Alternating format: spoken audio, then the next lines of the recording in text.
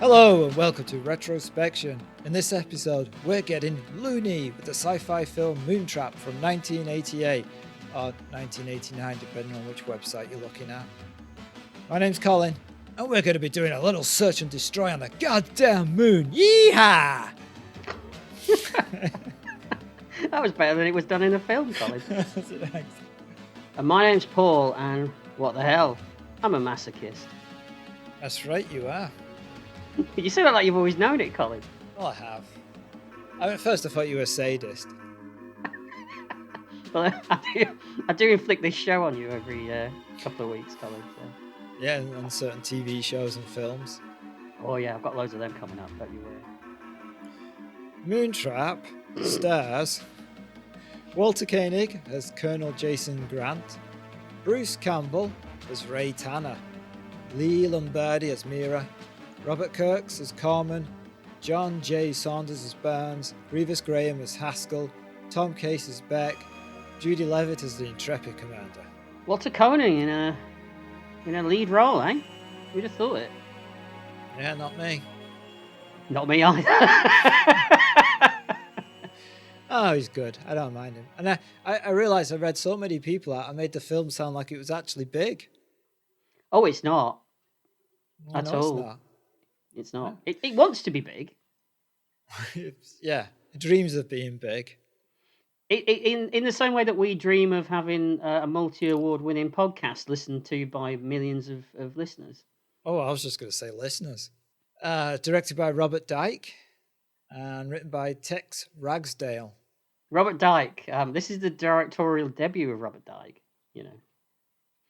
Yeah, it previously was known for special effects work on films like Evil Dead 2 and Harry and the Hendersons. Oh, Harry and the Henderson, the actual character, is pretty good. It is pretty good, yeah. What went wrong? Maybe he didn't do that bit.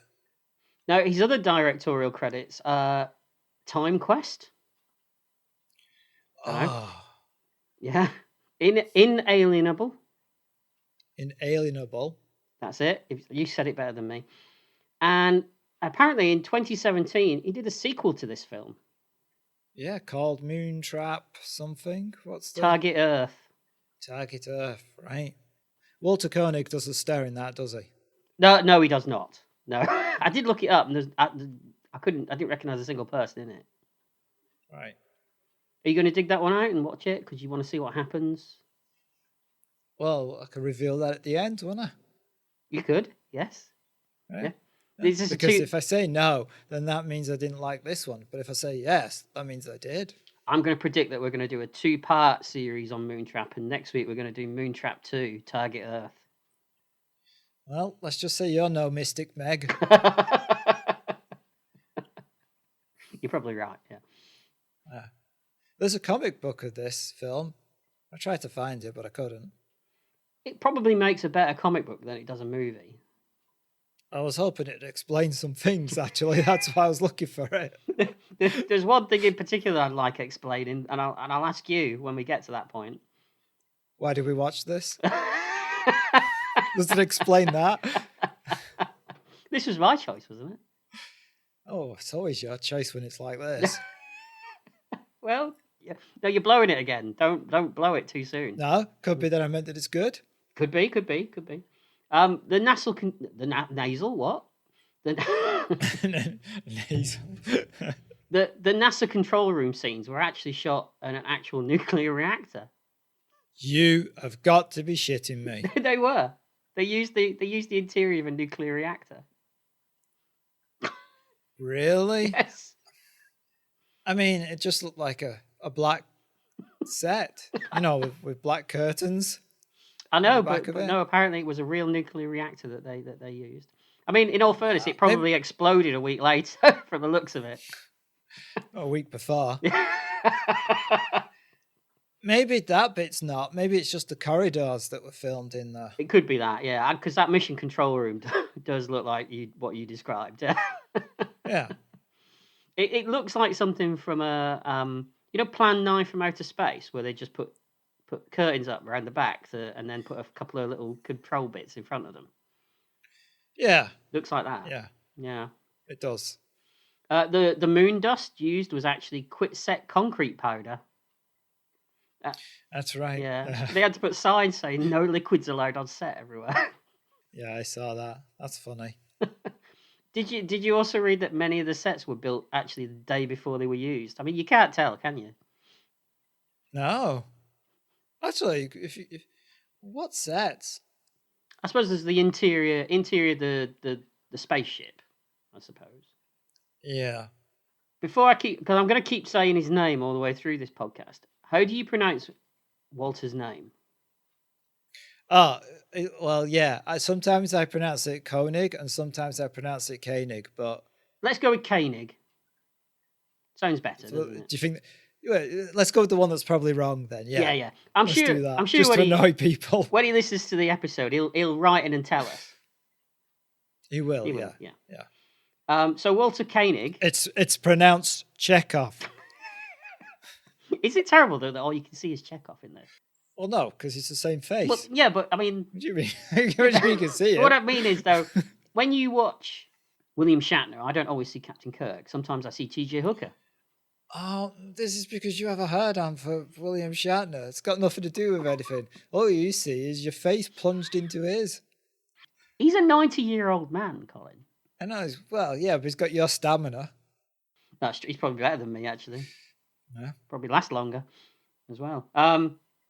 So Walter Koenig signed on to star in this before even the financing was secured. Was he that desperate? Oh, yeah, I mean, maybe he was. I mean, he's obviously a man who lives dangerously. I mean, he doesn't check off the details before jumping on board a project, does he? Does he, Colin? You get it?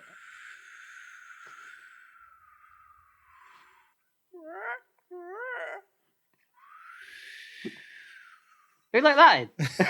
There's a chicken in here. Tumbleweed. Oh yeah. Well, the chicken's called Tumbleweed. Yes. All of them are called Tumbleweed. It's very confusing. Yeah, I'm sure it will. You have to put little bells on them, and so they all make different noises. I could line them up and make a song out of it. I thought you were going to say make a casserole out of them. I think you make a casserole out of what, bell-wearing chickens? Yeah, chicken. You have to make sure you take the bells off first, otherwise you can choke on it. But chicken casserole. All right. Nice. Yeah. And that's all I've got. Good. Funnily enough, there isn't a lot of information out there on Moontrap. No, there's not. Can't think why. Well, we'll find out, won't we, in a minute? Yeah, we will. Yeah. So, we get some text on screen. July the 20th, 1969. And we open with footage of the moon landing. I like the use of real-life events in this opening. I think it sets the scene a little bit. Yeah? I mean, this is the best bit. Oh, so. Just... the best bit is footage they didn't shoot. And it's better special effects than what's in the movie. Yeah. Yep. I mean, well, that's true, because the footage of the moon landing we all know was shot by Stanley Kubrick, right? That's exactly what I was getting at, yes. Okay, thought it was. Then we suddenly cut to some sort of robot on the moon watching the lunar lander taking off, although it acts like a Muppet, like the way it moves. Is this stop motion? No, it couldn't be. Why would you do that in stop motion? You could just have someone hold it up and put it down. Yeah, I suppose, yeah. I think the little one, when it comes out of the pods later, that's stop motion, isn't it? Yeah, probably, yeah. Because they're not going to plumb for... they haven't got the money to do actual servos and make something mechanical that moves properly, so it's got to be stop motion. Pull it on a string. I suppose you could do that. Wouldn't look as good, though, would it? That's what they get in this film. Oh, yeah, that's true. Yeah. You're right. So we cut to opening credits and the sound of a bugle. And then a radio-type voice saying, good morning, the future is here, and the future is now. I think when the future is now, it's called the present, right? No expert on chronological matters, but... Is this our first instance of fantastic dialogue in this movie? Yeah. But it gets better because it's the start of the 1990s, a brand new decade, full of thrills, chills, and excitement. What's this guy babbling on about? It's the start of the 1990s. How does he know it's going to be full of thrills, chills, and excitement for everyone? Were we in the 90s at this point? When was it made? 88, you said. 89, didn't you? Yeah, 88, 89, yeah. So this is the future. Well, no, because it's made in 89. It's set in 1990. It's not really the future. It's just like Kospov. I mean, the film could have been made in December of 1989, and it's set in January 1990. That's not a futuristic film, is it? You're not going to be going, oh, we'll watch this new science fiction film. It's set tomorrow. Woo! Set on Thursday? Well, yeah, but you have to watch it now. Otherwise, if you watch it on Friday, it's a period piece. It's a historical film, yes. Yeah. I just wondered, because some of the technology that NASA seems to have is a little bit... Yep, we'll see in about 5 seconds. Hold on. Okay, all right. But it's not a radio presenter. It's ground control talking to a space shuttle pilot who's our Colonel Jason Grant. And ground control starts teasing Grant about how lovely the weather is back on Earth, perfect for a round of golf. Yeah, what a way to open your movie. Black screen, white credits, and a conversation about golf. That sounds great, as long as the film's about golf. No, they don't even play golf on the moon later. No, they don't. Missed opportunity, right? That would be a nice callback to this conversation. Yeah. It'd be a bit weird, though, if they're shooting aliens and then he suddenly just gets out of 5-iron. Well, I don't know. I mean, they are dicking around on the moon before they actually go on the mission, aren't they? So. Yeah, they should have whacked some golf balls. Yeah, there you go. I've always wanted to do this, which he does say, but then he does something completely stupid. So. Yeah. Grant has been in space for so long that he's starting to get bored of the majestic view of Earth. He refers to himself as a truck driver and that he's got to do something to liven this place up. The film's title appears and we see the moon. An orchestral score with strains of 2001 then blends into some cheap-sounding 80s Casio keyboard music. Yeah, what was that about? It starts off really good and then just... could they only afford the orchestra for like 10 minutes? Yeah, they're all sat down. And the guy taps on the thing. And they're all, right, that's it. I'll put the instruments away and get up and leave. The director, I'll make it work. Don't you worry, I'll make it work. Press his demo on a Casio keyboard. There is a bit of that. Yes, it does sound like that. Yeah. We see the space shuttle perform a roll as it moves towards us. Yes. And then Grant says, the final frontier. No, it's funny actually because, we just said the music is awful. Yeah. I thought, like you, I thought, oh, the music's awful. And then Walter Koenig kicks in with this fake captain's log joke, which is there because he's Walter Koenig, isn't it, really? Yeah. And I thought, oh, that's what they're going for. It's kind of overblown, silly music because it's a joke. That won't continue. No. I was wrong. Yeah. So he continues his speech. The space shuttle Camelot journeys into the void, braving the dark depths of the universe, manned by the daring and adventurous Colonel Jason Grant and his dynamic partner, Ray Tanner. And as he says this, we see that Ray is fast asleep in the co-pilot's seat, like doing a podcast. Sorry, what? Did you say something? Oh, yeah. Wake up. Start snoring then for a second. Do you think that they went down the list of like classic Star Trek actors before they settled on Walter Koenig? Right, they approached William Shatner. Yeah. Then they approached... Who would be next? Leonard Nimoy. Right? Yeah, and then you're working your way down. DeForest Kelly. Yeah, James Doohan. Yeah, George Takei. James Doohan. And then Walter. Yeah. Oh, no, Nichelle Nichols. Yeah, they that could have is gone the 80s. for a woman for a The change. 80s. The 80s, they wouldn't have done that, would they? Oh, yeah, that's true. Yeah. Do you think they did that? And he was the only one that said, yeah, all right. Not doing anything else, am I? Yeah, that's true. Mm. Yeah, maybe they did, yeah. Mm-hmm. Grant ejects the tape that the music is playing on. Tape. Yes. 6 years after CDs came out. And is this music on this tape that this advanced shuttle is equipped with? Is this what he listens to generally, or is it just made for him to do these jokey narrations? Does he carry it around with him? I never thought of that because it's the music that we heard over the top of his captain's log, isn't it? Yeah. So he carries it around with him. I bet he's a barrel of laughs on those missions, isn't he? Yeah, there's a briefing room, and there's like, so now we're going to talk about tomorrow's mission, and then you hear do do do do do in the background. He's at the back going, Captain's log. You just make sure you take the tape deck out of the room before he comes in, don't you? Because he's only got a tape. Yeah, he hasn't got anything more advanced. That's right. Yeah. Oh, just smash it up. Yeah. So Grant goes back to talking about Earth, and he wants to get rid of the freeze-dried food that they're eating. Command Center says that Grant should wake up Tanner because the wounded bird is coming their way and they can't miss the pickup. Grant hits a switch that sets a siren off. Tanner wakes up for a start and flips the switches back. Pretty quick, says Grant. Oh, just training habit from the old days of carrier duty on the Med, and clean living and youthful energy. It's terrible, isn't it? Yeah. Grant points out that Tucker is not as young as he used to be. Grant mocks him and bets that Tanner had one of those, Top Gun nicknames back in the day. Grant's was Einstein. Yeah. Yeah. Apparently because he always fought his way out of a problem. And we see that later in the movie, don't we?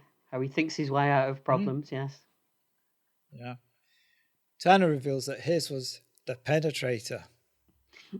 You used to have that nickname, didn't you? No can of Play-Doh was safe. Damn, you got that in there before I said it. That's what oddly that, considering you were the Penetrator, that I got there first. You didn't take a breath before you stuck it in, did you? Don't usually. Oh, cancelled. Filth. Yep, we're done. These space effects of the ships, they're not too bad, are they? Oh, so far they're fine. They lack detail, but twiddly bits. But for a low budget, perfectly for a low budget acceptable. movie, they're okay. Yeah. Okay. Suddenly they pick up a radar contact. It's big and closing fast. Grant asks Command Center if they're picking it up. They are, and they say it'll miss the shuttle, but there's conflicting reports. Grant and Tanner do a scan of the object, and it looks like some kind of ship. They move closer to get some shots of it. Houston tells them that the object's orbit is decaying. They want a volunteer to go over and take a look inside.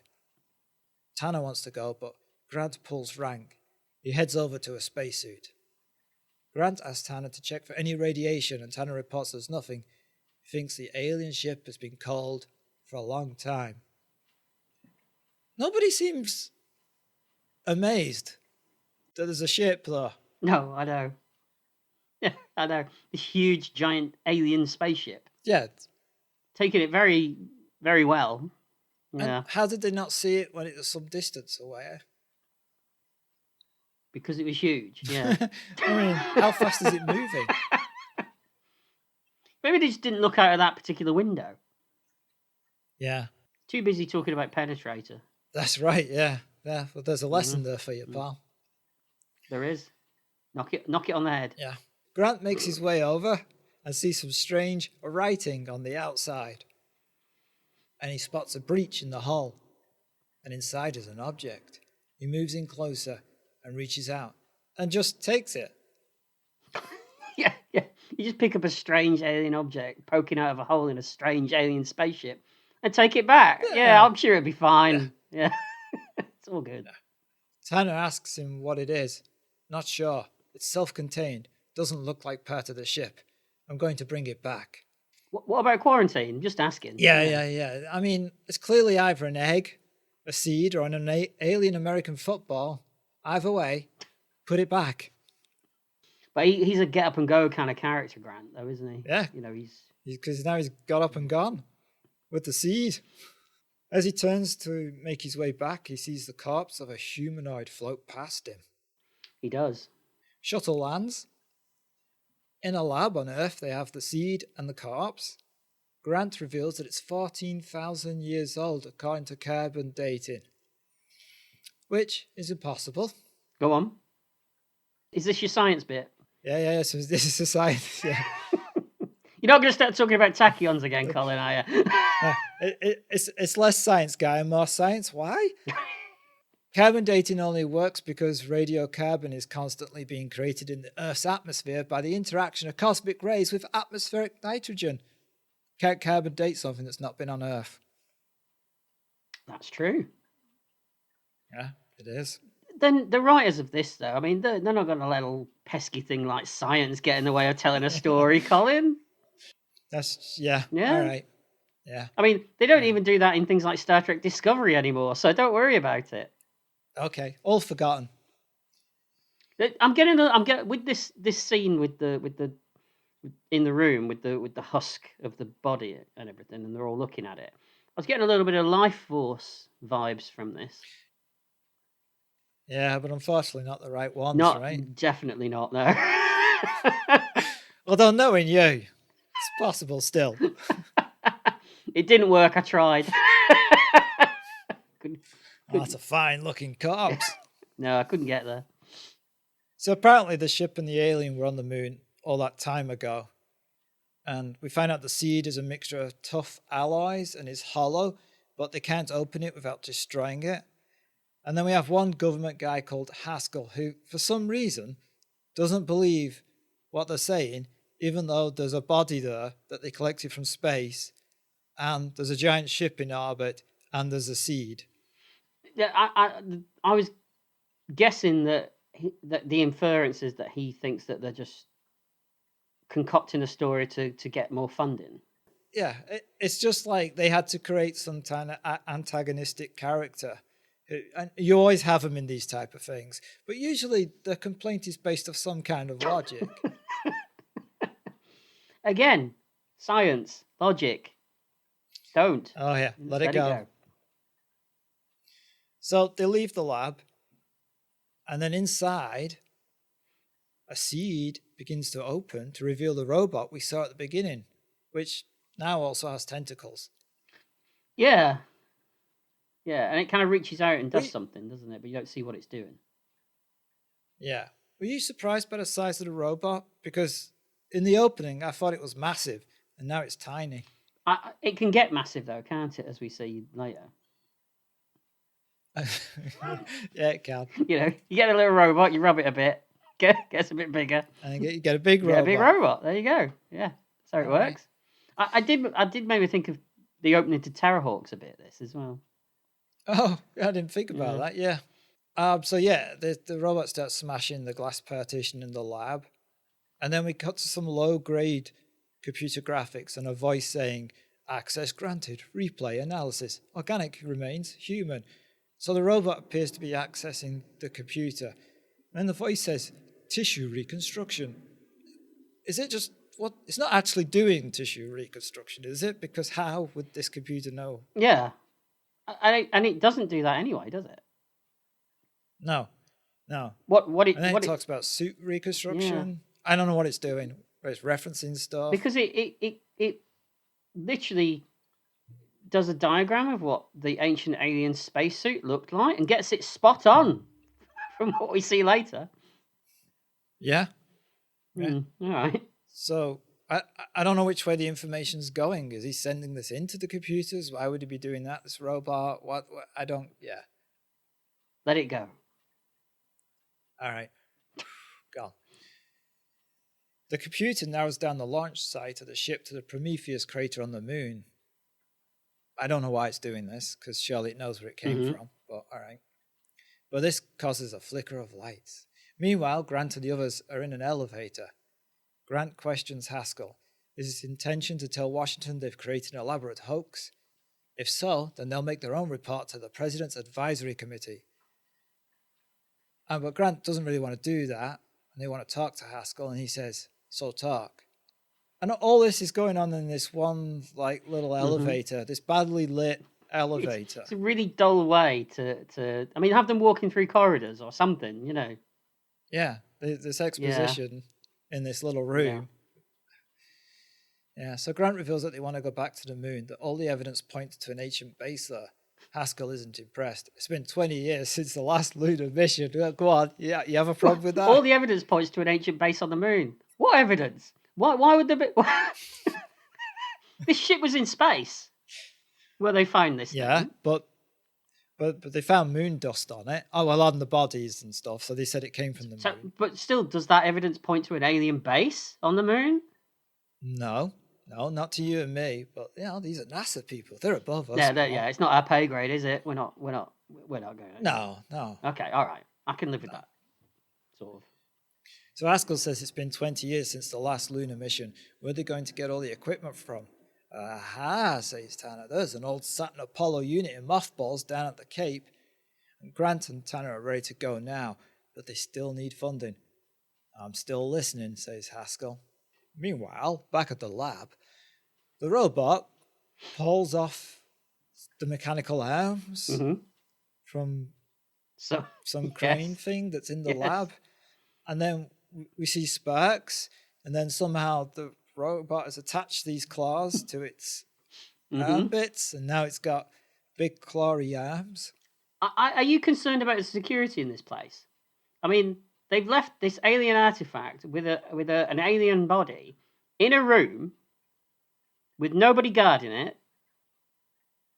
It doesn't even seem that there's any sort of surveillance going on or anything.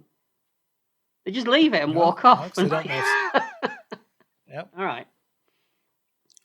But you not find this whole NASA base appears to be very badly lit and nobody's in it? Maybe it's nighttime. Maybe a lot of the staff have gone home for the night.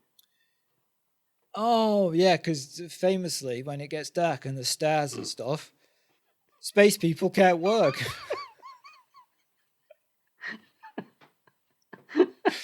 That's right. They only ever work during the day. All these astronomers going, God, I tell you what, it's really hard to see these stars. Have you ever tried at night? Oh, no, we only do days. There's these other astronomers just working nights going, how come we're getting all this information and these day guys are getting nothing? That's why the space program's stalled over the last few years, Colin. They're doing it all wrong. Yeah. Oh, is it? Too much light. Yeah. No, I mean, the real answer, Colin, is it's shit. Is what is what you know. All right. So we cut back to a corridor now, and Grant and the others are still trying to convince Haskell. This is the longest walk and conversation on record. Oh, that robot is really fast. Well, clearly it's fast. I mean, look at it in a minute. Or is it a minute? Time does move strangely in this film. Have you noticed that? Yeah, okay. Yeah. But it wasn't just me. Grant is saying to Haskell, think of all the benefits that could be found. New life support systems, alien construction, even weaponry. It is very hard not to say, even weaponry. It is hard not to do that. I'm sure it was harder for him. Tanner points out that the Soviets are planning a lunar landing in the next 2 years, and all that will be theirs to find. But Haskell isn't going to be railroaded that way through, but he's interested. Back at the lab, a research assistant... Every time you say that, all I can hear in my head is, meanwhile at the Legion of Doom. That's what I was going for, that kind of thing. So a research assistant, she just walks into the lab and discovers the missing body, calls security. She sees an arm on the floor. As she heads out, she hears a sound and stops. A claw descends from the ceiling, somehow grabs her. Yeah. And then blood drips down. Just a little bit. Throws her against the wall. Yeah, just a little bit. Yeah, just one little drip. Yeah. And then a shot that kind of had me chuckling for quite a while. As the legs of the robot are seen leaving the lab, it's clearly just somebody with two pole lifting them up, doing a pretend walk. We never actually see the robot in full shot walking, do we? At any point in this film? No. Because even in a minute, there's going to be an action sequence. It doesn't move, does it? Nope. So Grant and Tanner are at a drinks machine that's refusing to give Tanner his drink. and they think they've got Haskell on board, they move to a cafeteria, which is the smallest cafeteria. It's like got 2 tables. It has, with no one else in it as well. No, and there's no lighting on. It is nice to see Bruce Campbell doing full-on Bruce Campbell in this little bit as well, where he's kicking the drinks machine and yeah. Yeah. Grant says they need one more person of this mission to go ahead, Major George Beck. And in the background, like you said, Tanner is kicking shit out the drinks machine. Mm-hmm. Both Tanner and Grant are determined to go. Finally, security turns up at the lab and finds the research assistant dead. They get a call to bring every man and gun to another part of the base. There's something huge in the corridor. Terrible title for a horror film. There's something huge in the corridor. Coming soon. I'd watch it. Yeah, you would. You'd be disappointed though if it was something else, wouldn't you? Yeah. You weren't expecting something else. If you get my meaning. Yeah, I know. Back in the cafeteria, Tanner karate kicks a vending machine and his drink appears. Hey, we take no shit from a machine. No. We talked about callbacks earlier. This is the thing that we are going to get called back on quite a few times. Of all the things. Yeah. You know when the writer came up with that line, he thought that is a great line, and that's going to be so good when we use it again later. I'll be really clever here. I've set it up there, and I'm going to do it again here. Yeah. rubbed his hands, leaned back, and went, now I can have that cigar. I wonder if they said to Campbell, dude, whatever you do, don't really kick the machine. It's the only one we've got, and it's rented. It was an actual real one that the crew were using. Yeah, it's theirs. Yeah. Jesus Christ, Campbell, did you have to? No, we're not going to eat for a day. A siren starts as security come rushing through. There's a security leak, an intruder. They all run down a corridor and are confronted with a giant robot that all this was built during their conversation. That's right. It works fast. Security are about to open fire, but Carmen stops them. He's like one of the professors who works there. Yeah. And says that this is the first time we've had a chance to talk to a non-human intelligence. We can't meet it with hostility. He moves closer to it. We mean you no harm. We want to establish contact. Give us a sign. The robot shoots him. No, It's a sign? It definitely is a sign. Now, you were talking about the government guy who was a stereotype. This is the stereotypical scientist who believes he can make friends with the alien and then ends up either dying or something happens to him. It goes all the way back to War of the Worlds, doesn't it, in the 50s? Yeah. I did enjoy the line that you're going to do in a minute, though. Get the son of the bitch. That's what Carmen yells suddenly. Yeah, that did make me chuckle, I have to say. I mean, it doesn't take much to change his mind. It's not like he just wounded him slightly in the arm. Yes. But you'd be angry, wouldn't you? I'd be miffed. Yeah. Could have had your arm off. So they open fire. Somehow the robot is undamaged and it starts shooting at the men with streams of electricity.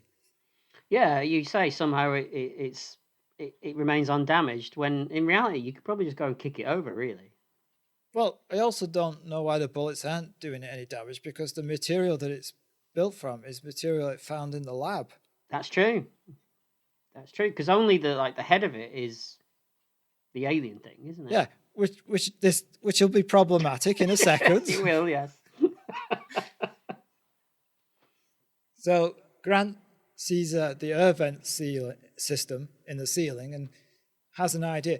Also, when they show you that shot, you can see that this corridor has a fire sprinkler system that at no point has turned on, even though there are explosions, electricity, and fire throughout this corridor. When this is over, I think NASA need to look at their safety features in their building. I think they do. Do you think that if they shot this in a real, as we said, a nuclear reactor, and it was a real corridor in there, they're probably the real sprinkler system, so they probably wouldn't be allowed. They just happen to be there. There's nothing they could do about it. Yeah, probably. The thing for me was when the camera showed it, I was like, oh, Grant's going to somehow turn on the fire sprinkler system and there's electricity. But then he jumps into an air vent and I'm like, the film's so dark, I didn't even see that. Yeah, neither did I. Yeah. All right, so he climbs the ladder into the ceiling ducts, and the robot senses Grant moving through the air vents. And Tanner notices this, and he says, "Over here, laser breath." Great. Even though technically, robot's not firing lasers; he's firing electricity. That's true. But that's true. Yeah. Yeah. All right. And this robot, with a complete understanding of human insults and obviously a thin skin, ironic considering all the bullets it's deflecting, turns its attention to Tanner. He's insulted him. Yeah. I mean, fine. He's going to kill him anyway. That's true. Oh, spoilers. Oh, sorry. So this bit, we got to Grant in the air vent, and he's trying to lift one of the vents, and he's clearly acting as if it's tricky to open, but you can see he's opening it. Because he goes, lifts it up a bit, then quickly shuts it down as if he's like, oops, not supposed to be able to open it that easily. This is very light. Maybe mime acting was never Walter's thing, really, you know. Right. Maybe it's not his strong point. It's just strange watching Walter Koenig being an action hero, isn't it? Yeah, I wouldn't mind seeing more films that he did. Just to see what he was like in other stuff. Especially something that was better than this. Yeah, yeah. I mean, I've seen him in There must be something, right? I've seen him in a couple of Columbo episodes. Oh, I'll check those out. He was good. That's a start. He was good in those. Yeah. All right. So Grant manages to lift the vent, and then he fires down onto the robot's head, which explodes and is destroyed. But this is odd because that is the only part of this robot that's made from the original seed, which we already know was a tough ally that they don't understand. No, you're doing that thing where, as a reasonably intelligent human being, you're remembering stuff that they mentioned earlier in the film. You're not supposed to remember those things, Colin. Now, thanks for the reasonably. Oh, did you get that? Oh, yeah. It's going down in my notes. Oh, no. You're going in your little black book. Yes. Must be a huge file now, mustn't it? Oh, I'm on my third book. Only 3. Just filled with your name. Just your name. Every page. I'm surprised there's only 3 after 30-odd years, Colin, but I'm doing well then. When they find me dead, they'll find these books and think I was just trying to do my own name. What, his name must be Paul Wood. You know, in the apocalypse, when there's just like ruins. Look how many times you tried to learn his name. It'd be an artifact. They might think that you were an idiot savant or something like that. A god, be in a museum. Just that book. This is the Book of Wood. Oh, yeah. But that would mean a whole religion would start up over my name, Colin. Yeah. That's unfortunate. How wrong they'd be. People would have to get down on their knees and worship my name. Yeah. You sound like you're enjoying that way too much. Just a bit, yeah. They'll just be flipping through the book. Paul Wood. What's this? Benedictine? A new religion must be started immediately. We'll get there. Eventually. So Grant drops from the vent, still undecided. He quips to Haskell. Right, now, the film gets a little bit odd at this point. We cut to a teenager reading a comic, Yes. Alien Encounters. We can hear piano music and somebody grunting. I started to get a little concerned at this point. It's taking a dark turn all of a sudden. Yeah. Yeah, it's like, ooh. But it's just Colonel Grunt. Sorry, Grant. Here all night. And he's doing press-ups, and the boy starts to copy him. At this point, I was like, who's this boy? Well, he does explain it in a minute, doesn't he? No, usually, first of all, it doesn't look like Colonel Grant, and nobody has mentioned his family. At the beginning of the film, when Grant is talking about things he's missing because he's been in space for so long, at no point does he mention his son. He talks about golf and the weather. doesn't mention Yeah, his son. they should have set it up with just a line at least. Yeah. Yeah. But there's no, all through this film, there is no tissue connecting anything together. It's just stuff Oh. that makes no sense. You know, if this was Saturn 3, it'd be Kirk Douglas. He'd be doing that bollock naked. Yeah, and he wouldn't be using his hands either. That's true. Yeah. Very virile man Huh? at that point. Not now, obviously. Yeah. He's dead. Wow. Newsflash. Somebody might not know. I don't know. Well, if they didn't, there's probably a better way of bringing it news to them than just blurting out he's dead. Blunt. Yep. Heard that. So we learn that Grant is divorced and that his wife is still seeing a new boyfriend. What's going on with Walter's makeup in this scene? He looks like Gloria Swanson in Sunset Boulevard, doesn't he? Yeah, why is he? What's the lippy for? He looks a bit waxy, doesn't he? Yeah. Yep. He doesn't look like this in the rest of the film, though, does he? It's just this scene. Yeah, it's just this scene. Yeah. Maybe it was something to do with the lighting, maybe? Possibly. Yeah. I don't know. Yeah. It's very strange. So the phone rings. It's Ray. He sounds drunk. And Grant's worried about how loud he's talking about the mission. Because it's confidential information and he's in a bar. So Grant says he'll go and collect him from the bar before he says too much. We cut to a club and a topless dancer. I did not see those breasts coming. Well, they don't. Wait, what? I did not see those breasts coming in this film. I mean, do you ever really see? They usually take you by surprise in a film. I mean, in life. I mean, you're walking down the street and suddenly you're assaulted by two large breasts. So can you explain what happened? Well, officer, they took me by surprise. If I see them coming, I'll punch the lights out. You standing there punching breasts. Yeah. I was wondering where have you been hanging out, Colin? If you're just assaulted by breasts as you're walking down the street, running down the street, giant one. I'm just running away, screaming, "I'm lactose intolerant."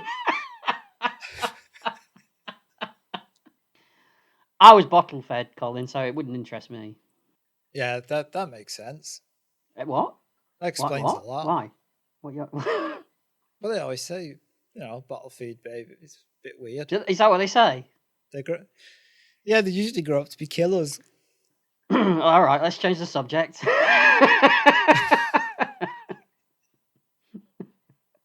I've never killed anyone, I'm just saying. But then again, if I had, I would say that, wouldn't I? But, yeah. Yeah, you would. Yeah, first thing you'd say. In fact, you're more suspicious now. Oh, I'm cutting that out. So Ray is drunk and acting out bits from The Honeymooners. Ray's with a guy we've never seen before. It turns out to be the George Beck, the other pilot. But here he's doing some of the worst drunk acting I've ever seen. Yeah, doesn't he? He kind of appears from under the table. Yeah, but he's doing like kind of acting. I remember when Michael Caine talks about a scene, and the director stopped him and asked him, "What are you doing?" And he says, "I'm supposed to be drunk in this scene. I'm playing drunk." And the director says, "Well, you're an actor who's trying to walk crooked and talk slurred. A drunk is a man trying to walk straight and talk properly. Go out and do it again." I remember that. That was one of those actor sort of. I think it was wasn't it like a documentary or it was him teaching some Masterpiece Theatre or something. That's like it. Acting with Michael Caine, something. Teaching like some young actors, wasn't he? Yeah. And of course, he went on to play one of the best drunks in cinema ever, didn't he? In Educating Rita. Yeah, it's true. But this guy's clearly not seen that. In all fairness, his drunk acting is better than his straight acting later. Yeah, maybe he should have stayed drunk. Which one of those am I, by the way? Just out of curiosity, am I an actor? Drunk or straight? Well, you're not straight. Am I So you must be a drunk. am I an actor who's trying to play someone drunk and stagger around, or am I someone who's drunk trying to act like he's not drunk? You know, usually in quizzes, there's supposed to be some kind of like trick to the question where you really don't know the answer instantly. This is not a quiz. It's like that, is it? All right. Okay. Yeah. So Grant turns up at the bar. Ray starts jabbering about getting Grant his own movie of the week and then starts talking about Francine, that she called him. Real hush, hush. They're doing the mission. They want them to go to the moon and see if there's any more of those machines up there. Search and destroy. So who's Francine, and how does she know before the astronauts who are going to be in this mission know about the mission, and why is she talking on the phone about it? Who knows? Who knows? I'd fire her. Yeah, she's obviously a security risk. Yeah, definitely. I did like Walter Koenig's leather jacket that he's wearing. It was very reminiscent of the jacket he wears in Star Trek 4. Maybe borrowed it. Got to keep it. Took it home. Stole it, is what you say. Oh, well, yeah. Nudge. Got to keep it. Yeah. Just left the set in entirely those clothes. Not that pink Andy Pandy outfit that he's wearing in Star Trek 3. Do you remember that one? He went home with all those clothes from Star Trek 4, goes and open his closet, and then there's all the uniforms from all the other Star Trek films. You never know when they might come in handy. We cut to a rocket launching, and then all right, this sentence made me laugh. We cut to a rocket launching, and then a pan across the moon. A pan across the moon. Yeah, just flies past. I mean, the camera. I meant the camera. Not a frying pan, or yeah. No. Grant's in a spacesuit on top of a crater, looking down on a lunar lander. We hear breathing and odd music. And Tanner is driving the lunar vehicle below. Hey, anybody order a cab? Why is he shouting? Because they've got helmets on, so they're on comms, aren't they? Yeah. Yeah. And it's the moon, so. What was that? Can't hear you. Shout louder. You like a party with a happy atmosphere? What? Oh, what an atmosphere. Oh, what are you saying? Well, it's funny you should say party, because Koenig's moonwalking looks like he's doing Saturday Night Fever strutting, doesn't it? Well, how do you know that's not how you walk on the moon? I've seen those footage of people walking on the moon. They didn't walk like that. It's all fake, Paul. Well, yeah, it could be. Well, this is how it really is what you're saying. Yeah, this is the truth. Yeah. He That's why Dyke keeps making this film. So when they go to the moon, they really got their fleurs on and their massive open collar shirt and their medallion on, is what you're saying. Yeah. Under the spacesuit, obviously. Because Yeah. And everyone knows that you've got to shout really loud as well if you want to attract the attention of the girl on the Space Moon bar. Yeah. Space Moon Bar. Space Moon Bar. I'm free running here, don't That's the name of it. Wow. They're building this bar. They're like, what should we call it? I don't know. Cratered? No. Lunar Space Moon. Because those are the two things I can see. Space Moon. And this building's going to be a bar. Space Moon Bar. My God, you're a genius. Hey, say what you see. If they hired the dancer from the previous bar, say he'd moved the franchise up to the moon, you could call it Lunar Tips. I said tips. The place, it runs itself.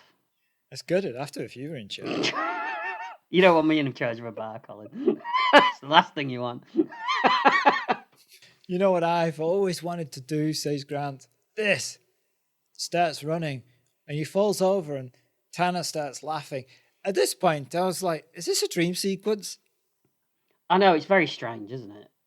It's very strange. I mean, they're trying to establish that these two are the best of friends, which is really awkward when you've got two actors that have got absolutely no chemistry together on screen at all.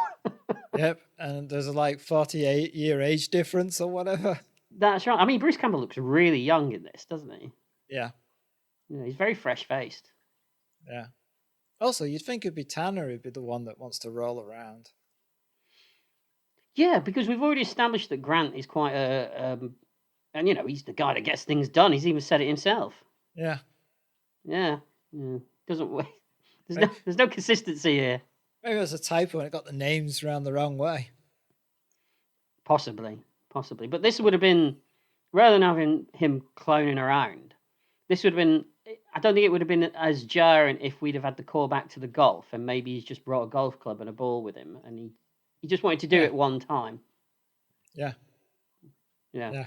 He like hits the ball and they see it fly off and then it smashes through the alien base and you just see Grant hand Tanner the golf club and Tanner's got the golf club and he's like, what? And then all these aliens appear and Grant's just edging away slightly, pointing at him. Told him not to use the 5-iron. Yeah. I mean, he looks the sort. Yeah. He gets in the vehicle with Tanner. Tanner isn't happy about running into another one of those machines. Should have thought about that before, really. I just thought of something as well. They're on a search and destroy mission. Mm-hmm. To look for more of these dangerous alien robots that attack the base. That they only luckily managed to destroy. They didn't destroy through any technology they've got. Yeah. And they send 3 people, one of which is still up on the spacecraft. Mm-hmm. They don't send like any Marines or anything like that, No. Nope. Just one middle-aged guy and one young guy. Yep. Okay. All right. Yeah. I mean, NASA are budget conscious, aren't they? Remember? Well, they seem to be because, they're not paying those overtime hours because they're working through the day now, as we've already established. So, right. They've got to be careful. Yeah. Meanwhile, a robot watches them. It sees the lunar lander. It moves underground towards it. When it's close by, tentacles rip through the ground. Then electricity flashes of the lunar lander, and then it rushes away. Loved it, Colin. Loved it. That was great. Yeah. Mm-hmm. At least I think that's what happens because, it's kind of jarring the editing because I don't think the tentacles worked. No, they can't really show it, can they? No. No. Meanwhile, Tanner and Grant are still driving. They contact George in the orbiter. It's this moon buggy stuff. When it's a long shot, it's a little remote control car, isn't it? Yeah, I think so. Yeah. And they do like a weird slow-mo effect on it as well, which makes it look even worse. Mm-hmm. I guess they thought space. Everything moves slow. Everything moves slowly. Yeah. Are you sure it's that, or maybe it just looked really terrible when they played it at full speed? Yeah, you thought the slowness would give it weight, maybe? Possibly. I think that's probably what they were going for, yeah. George realises he's left his son's frisbee on the orbiter. He wanted to try and throw it on the moon. Mm-hmm. Which is what you said earlier, that it doesn't really... There should have been a golf ball and a golf club, because that's what was mentioned, that he always wanted to do. Yep. He didn't say... I mean, actually, that would have been a good way of learning that he's got a son. I've always wanted to throw my son's frisbee on the moon. Yeah, put that line earlier in the movie when they're just chatting or something. Yeah. Mm-hmm. Yeah. It feels like a first draft, doesn't it? And they haven't reread it and they go, oh well, that bit would work better there, and we'll take that out. They just left it. Yep, I agree. Yeah. So they're 12 minutes away from their target. The robot continues to watch them and listen into their conversation. George tells them the target is directly ahead, but Tanner and Grant have to leave the rover because the incline is too steep. They climb up the hill. As they see a building carved in a hill, a light flashes on it. It's a base, says Grant. A goddamn base, and we're being invited in. Yeah, says Tanner, but who's throwing the party? They drive closer to it. How do they drive closer to it when they said that they had to leave the buggy on the hill because it was a steep incline? My only logic is that the steep incline so they could see, and then they saw a way round, and they went round the incline. But it doesn't actually explain that, does it? No. Okay. Do you know what would have been a great tagline for this film, Colin? What? On the poster. What? Shut your trap. Get the son of a bitch! So they stop outside an enormous archway surrounded by rubble and disembark the buggy. Is Fred there? Flintstone. Rubble's there. I don't know if the others are there. Bernie Rubble's there. Barney and the hot one. What was his wife's name? Oh, what was his name? I was like the hot one. Oh gosh, what was her name? Oh, actually, no. That there was his wife was nice. Wilma's Fred's wife. Betty. Betty, that's it. Yeah, Mhm. yeah. She's the hot one. She's the hot one. Yeah, yeah, oh, yeah. That was a moment, wasn't it? Yeah, looking up. creepy. Yeah, I might edit that. Yeah. Looking up at the structure, Grant whispers, "It's incredible," and we get a shot of a serviceable model. Is how I describe it. That's how you'd sell it, is it? Well, I'll tell you, sir, it's a very serviceable model. That would have been used in one science fiction film. And never used again. Nope. Little old lady. Yeah. She made it. Grant sees something in the soil and he clears it away, revealing a skull. Okay, all right. I'm on board. So it's a human skull. Yeah, it's probably the skull of the guy that commissioned this film after they took him out and shot him. Maybe it is, but all right, we'll discuss this in a bit. Oh, all right, okay, all right. Are you building up to something, are you? Building up to a complaint. They're about not a complaint at me, I hope. Oh no, I do those in writing. Oh, you do, yeah. Triplicate. Yeah. They're about to go inside when Grant stops. He's forgotten something. He moves to a case on the back of the buggy and he removes 2 machine guns. Yeah. Do they work on the moon? I was going to ask you that, actually. I'm not convinced about the physics, but well, they kind of work in space later, don't they, as well? yeah. Okay. What did they use on Earth against the robot that didn't work? Shotguns and things like that, didn't they? Oh, all right. Well, that's different. Machine gun's different then. Oh, okay. No, I was just concerned with like you said. Do they work on the moon? Well, actually, what my point is, it doesn't even matter if they're on the moon or on Earth. Guns don't actually kill these robots. I don't know why he went with machine guns. That's true. Maybe they're souped up 1990s futuristic. Machine gun. With a tape deck in it. With a tape deck in it, just in case he can play it while he's doing it. Feel real heroic. Yeah. Christ, says Grant. I know how he feels. Guns on the moon. I don't think we're the first ones, pal, replies Tanner. Better title for the film, though. Guns on the moon. Yeah. I like that. They head off into the building, but something is watching them. Ooh. Not us. It's not us. Well, it was us, unfortunately. On the ground, they see more skeletons and what looks like more of the alien pod devices, but they're all broken open. Oh, so the robots have escaped from the pod devices. Mm-hmm. Did you say plot devices? No, I wish I had now. Inside, they walk through a reasonably impressive cathedral-like matte painting. It's all right. I mean, as matte paintings go. You don't see much of him these days, this Matt, do you? Doesn't do a lot of paintings anymore. Retired. Ah, right, okay. Yeah. Well, before he retired, he went all weird with pointillism and stuff, and it just didn't look the same. Wow. All right. Yeah, you know your stuff, don't you? Yeah. He's read a book. Yeah, just the one. It was called Pointillism. What's the point? For all I know, you could have made it up, Colin. I don't know. It's some kind of ceremonial hall, says Grant. How does he work this out? Does it look? There's no ceremonies taking place. There's nothing ceremonial about it. I have no idea how he knows this. And he elaborates. He says weddings, bar mitzvahs, human sacrifices. All right. It's just a Friday night for you. It is. Well, I don't know about the weddings. You can't crash a few. You don't care.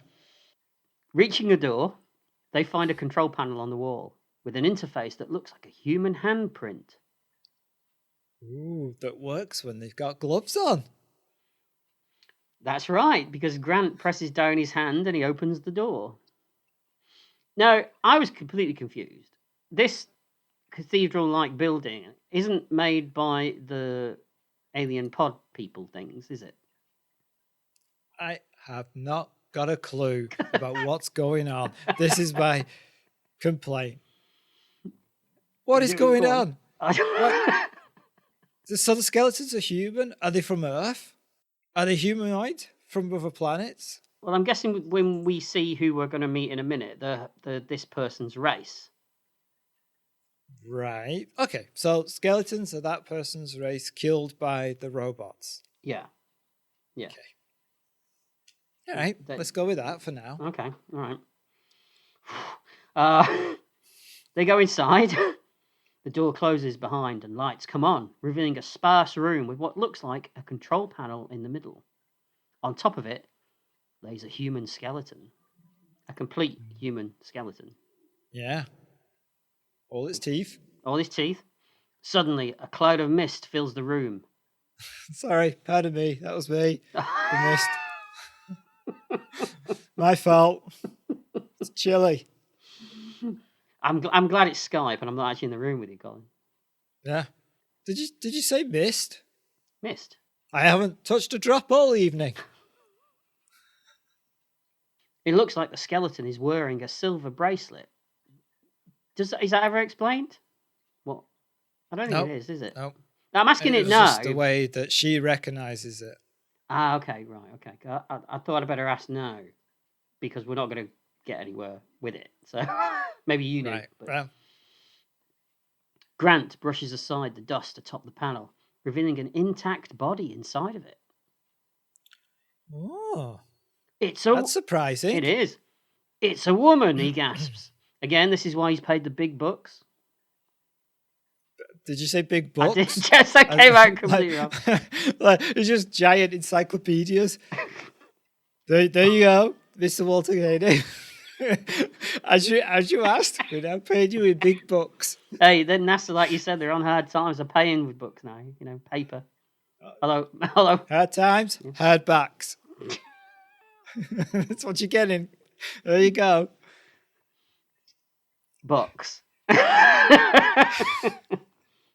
Suddenly, the top of the control panel opens and the woman's hand slowly reaches up.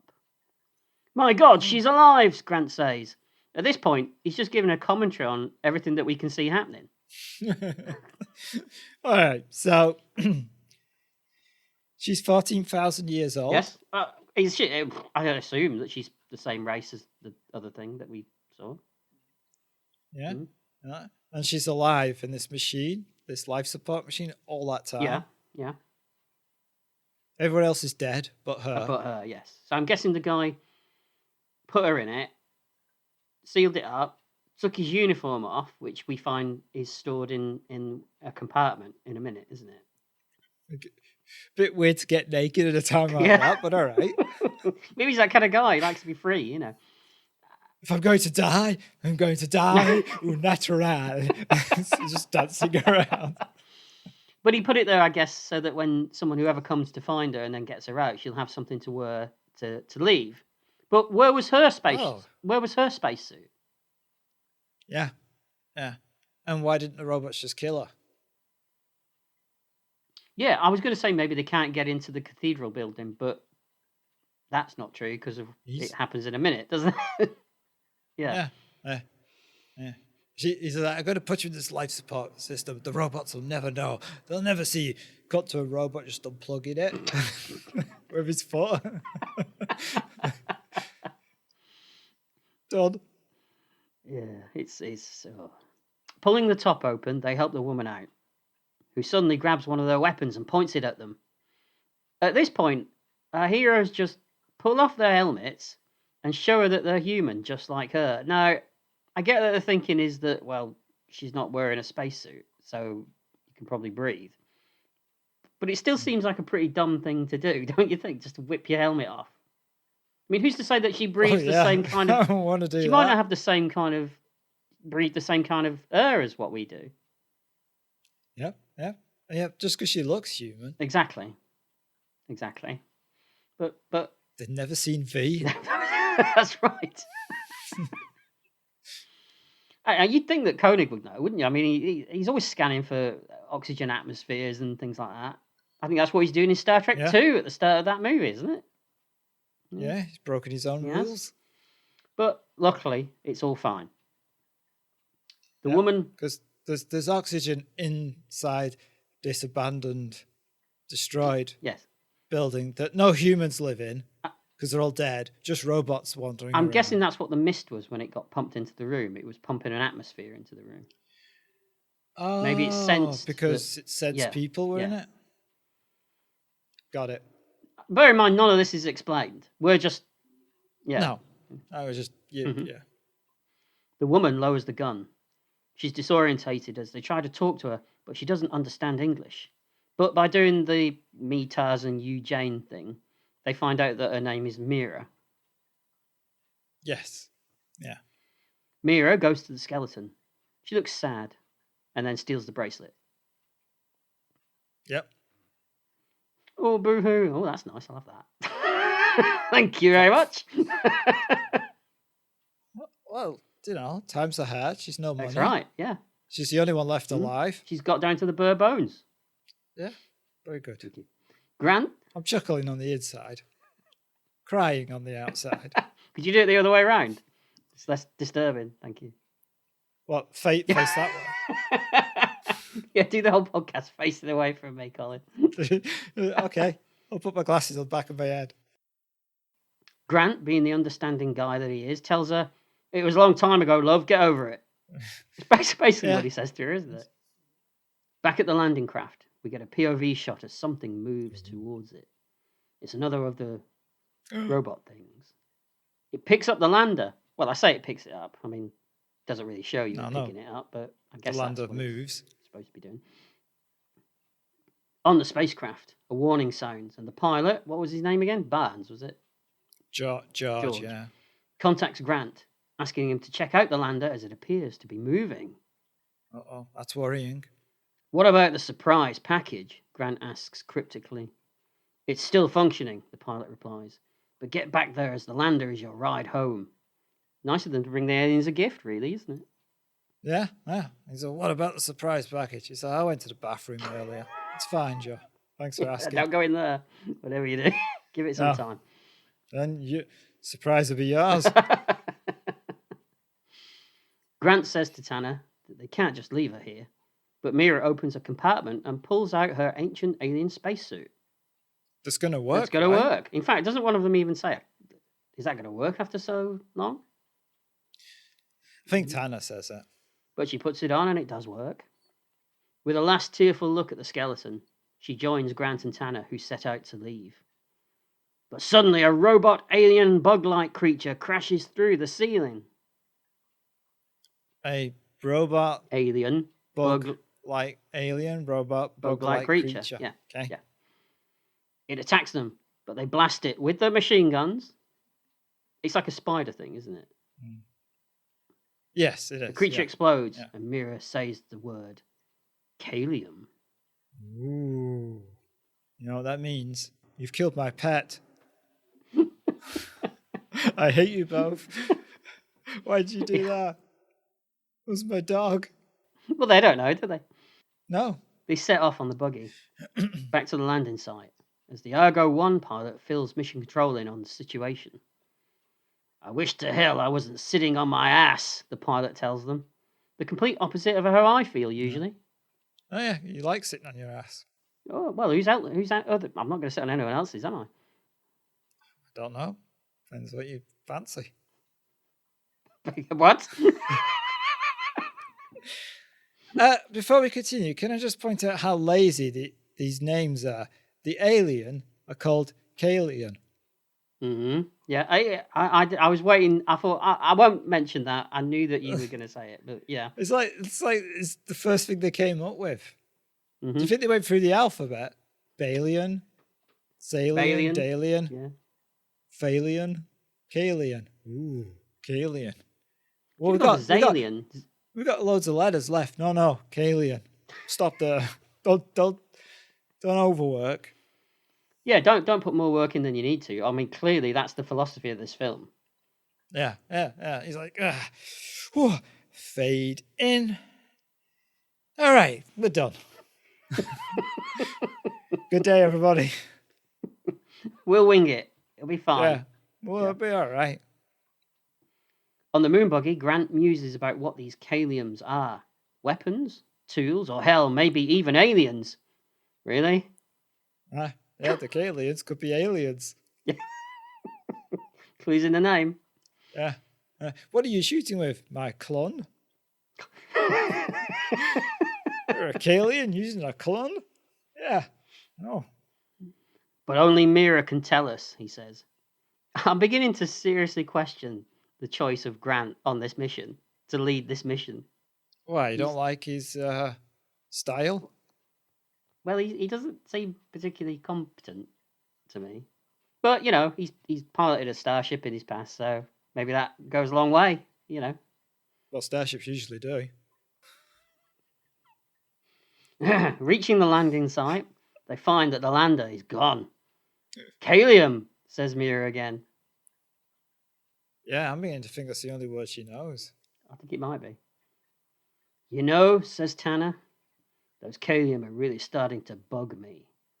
I can relate, replies Grant. It's bloody awful, isn't it? Yeah, who thought that was a good line? I can relate. All right. They decide to follow the tracks in the sand. Tracks that only seem to be visible in close-up shots. Ooh, special tracks. I think it's just that they forgot to put it in the long shots. Oh, you've ruined it now. Yeah, but we'll go with your thing. It's a nice in-universe explanation for incompetence. Finally, the buggy loses power. They continue on foot. Now, in one of the best moments of this film, Grant muses that Mira must be wondering what they're doing. Tanner replies, I'm wondering what we're doing. Yeah, I can relate. Yes, I'm wondering what we're doing. I'm wondering. We're all wondering what you're doing. Did you see that though? I got a call back in. I can relate to what we just were talking about a minute ago. Now, if I can do it, they should be able to do it. But no. Nope. So technically, I'm a better writer than the guy that wrote this movie. I think you've gone too far now. Is that science fiction? Is that more science fiction than this film, which is science Fantasy. fiction? Fantasy, yes. Willow? Oh no, I'm trying to give him up. Did that gag last time, but it always works. We just change it for whatever. Anyway, they follow the tracks. There's a lot of filler in this film. For a film that's short. Yes, just shots of nothing, isn't there? Of them walking. It's got more paddling. It's got more padding than the Michelin Man. No, there's no paddling on the moon, Colin. No, there's not. No. Which is weird because, you know, there is the Sea of Tranquility on the moon. It's a misnomer. Oh, wasn't she... wasn't she Miss Scunthorpe 1986 misnomer? Yeah, she got disqualified though. Do you know why? Yeah, she was stealing all the lunar tips. Oh. Finally, they reach what looks like an alien ship. It begins to fire its thrusters. Grant wants to go in alone. Why? What would be the point of that? But Tanner insists that they go together. Suddenly, a huge robot bursts out of the ground and attacks, but Tanner manages to destroy it with his machine gun. They go for the odd choice of muting the gunfire, which I get, they're on the moon, but it's quite jarring in this film. Yeah. No sound effects or anything. Everything seems to be okay. But another giant robot suddenly bursts out of the sand and tosses Tanner against the rocks. Come on, you son of a bitch, yells Grant as he grabs his gun and, screaming, blasts it to pieces. It's got a lot of Doctor Who effects. It's funny you should say that, because not only does it feel like Doctor Who effects, but the music feels like Peter Davison era Doctor Who as well, doesn't it? Yeah, maybe that's what made me think about it. Yeah. No, these bullets destroy these aliens that they're shooting. Yeah, so you're wrong. Again. The moon's atmosphere actually Must makes the work. bullets work better. Yeah. That is true. Because if you think about it, right? I'm going to. Okay. So they shot at the one on the Earth that was made up of all the bits and pieces that it pulled out of that room. And the bullets just bounced off it, apart from the alien alloy in the head, which they managed to destroy. Yeah. Here on the moon, we've got these aliens that haven't built themselves out of human stuff that's laying around. So it must be their own bits and pieces that they've cobbled together from other alien stuff. And the bullets actually make it explode. Yeah. Okay, Discuss. you described Discuss. it. No. You've described the two situations. Now provide the conclusion. Oh, there isn't one. Well, that was like the longest drive to no destination. That's what I'm here for. It's just rubbish, isn't it? That's what I'm here for. Pearlwood is like a long drive to no destination. Put that on the podcast. Yeah, it's like a seaside pier with no end. Oh, I've got an end. You should just disconnect. Oh, I've got an end. Click. Hello? Hello? That would be good. That's how we'll end the podcast one day, Colin. Unfortunately, Tanner is badly hurt. And Bruce does some acting. Ooh. I liked it when Bruce does acting. Yeah, it's all terrible, this bit, isn't it? You've got robots that look like they'd have trouble opening a door. You've got the dreadful dialogue when Tanner's hurt. He says, "Oh, buddy, I'm not going anywhere. Screw you, you're gonna make it." It's just... It's like it's written by 14-year-old boys, isn't it? Who have seen a couple of films and think, "Oh, I can write one of them." Yeah. Up in the orbiter, the pilot suddenly has a problem when it looks like someone has cut one of the strings holding up the model. And that's what it looks like, isn't it? I have it exactly the same thing. It just went snip and it just goes, oh! It starts dangling. Yeah. All his systems go down and it goes spinning off towards the planet, crashing down onto the surface. And we never hear of it again. It's a massive explosion for a little pod too. Yeah, it was, yes. Lights up the horizon, doesn't it? Yeah, and knocks the moon out of orbit. And then a better show appears. Yes. That would be nice. Tanner, who's still dying, says to Grant, "Remember one thing." I've got to do some acting now. "Remember one thing. We don't take no shit from a machine." Ah! He screams a few times, starts to laugh, and then dies. What's the laughing? Oh, I'm still waiting for the acting. Has that happened yet? Did I miss it? I'll do it again then. No! Remember what? Why in your world is Tanner in an East End pub that's got the craze sitting in one of the corners? What, you muppet? Yeah. Remember one thing. Listen to me. I kill people for a living. Don't make me do it on my day off. You can have that. It's a good line. That is a good line. I could do it like Tom Hardy. I'm in a Spitfire. Oh, I've got unlimited bullets. Spitfire only has 14.7 seconds worth of ammunition. Never mind. You're angry about that, aren't you? You're still angry about that. Oh, that and wearing your greatcoats at the beginning of the film. It's the end of May. Too hot. Wouldn't be wearing those. Why is Dunkirk so clean? It's the cleanest village I've ever seen. The Germans have been bombing it. There should be machinery from the BEF left behind. Where's all that stuff? What's going on? Land a Spitfire on the beach with your wheels down. Are you mad? It'll flip over. Keep your wheels up. Are you done? Whoa, where am I? That's the Well, most see, animated wait, I've seen you in years, Colin. Wait, did you do your Tom Hardy impression? I did. Did it set you off? Don't. That's what happens every time someone does. Oh, I just. Oh. It's the war flashbacks. I'll try to remember that in future. No Tom Hardy. Okay. No. So Tom Hardy, we could say, is taboo. He's in a TV show called Taboo. Colin. Okay. Right. Isn't it a drink? Yes. Didn't it used to be a was. drink? Taboo. Yes, it is a drink. I think it still is a drink. Is it? Very 70s though. It is a very 70s drink. It's kind of a like a low market Malibu, if that is such a thing. Right. I'll remember not to say anything else about Tom Hardy because seriously, I don't want you spitting venom at me. Okay. Okay. Right. Is that something else he did? Yeah, it's a superhero movie. Okay. No, they'll get it. Yeah. Grant launches into a speech, which is so bad that I can't even be bothered with it.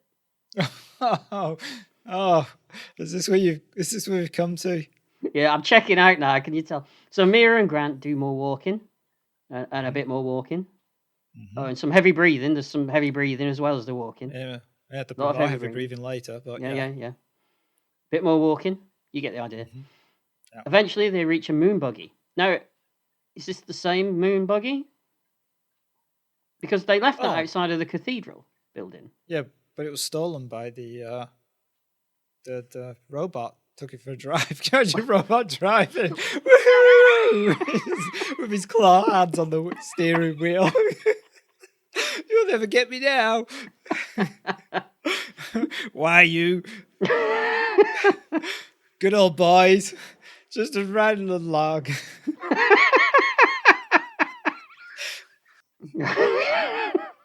Daisy Duke? Yeah, the Kalians of Hazard. Don't mind if I do. Wait, what? Yeah. Is that a new catchphrase? New catchphrase. See if it don't mind if I do. Let's see if this one catches on. Yeah, it might do. Put it on the front of the t-shirt and put the other one on the back. Yeah. Grant starts to remove. So they didn't steal the. We didn't see that. You made that up. No, well, George reports it's moving. It's got thrown, remember? Oh.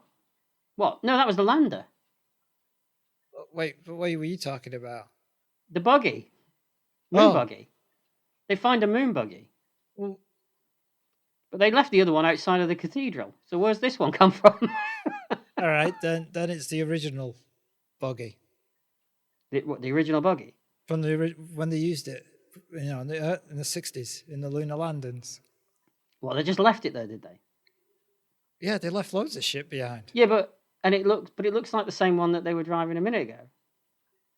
Yeah, it's the same model. They didn't upgrade. So they didn't change the moon buggy design from the 60s to the 90s. This is a place that's still using tapes, mate. That is true. Okay, I can go with that then. All right, I'm glad you explained it. I'll live with that. Grant starts to remove a box from the buggy. It's an inflatable house. Nice. They go inside, and it seems to be pressurized. Seems to be pressurized as well as they remove their helmets. Yeah. Somehow it's got. Well, it's not just pressurized. It's got continuous air because they're going to be breathing out carbon. Yeah, and it's got normal gravity as well. Yeah. Oh, yeah. That's true. It has. Wow. Amazing. This is amazing. Yeah, for a place that's still using tapes. Yeah. Grant has a crisis moment. He talks about how they should have picked someone younger for the mission and that he's blown it. Oh, I was just thinking about the guy who wrote the program for this inflatable house. How many tapes it must be stored on? They go, have you got the tape for the... Yeah, it's that warehouse over there. Oh, it's in that warehouse. No. It's that warehouse. It's filled with tapes. Yeah, because they don't use anything else, as we've established. Yeah. They're going, oh my God, we got to engage this new program so the lunar lander will land. Otherwise, everybody will die. Give me the tape. Shift, run, stop, press play on tape. Could be here a while. Is there a loading screen as well? Yeah, it's slowly drawing. Samantha Fox's strip. Whoa! Stop the tape. You know, that's the second time we've mentioned Samantha Fox strip poker on this podcast. Well, we've been doing it a few years. That's not bad going. I usually mention it every week in my normal life. Just comes up in life, does it? Oh, yeah. It comes up Samantha Fox, does it? Mm-hmm. Okay. Luckily, Mira is That accommodating. was like some kind of like life's coming up roses. It's coming up Samantha Fox. That'd be a new thing. No, it means like one. Everything's great. Everything's wonderful. It's coming up Samantha Fox.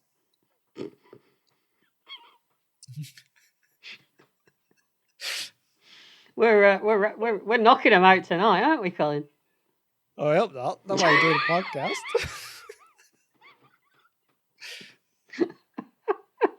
Rude.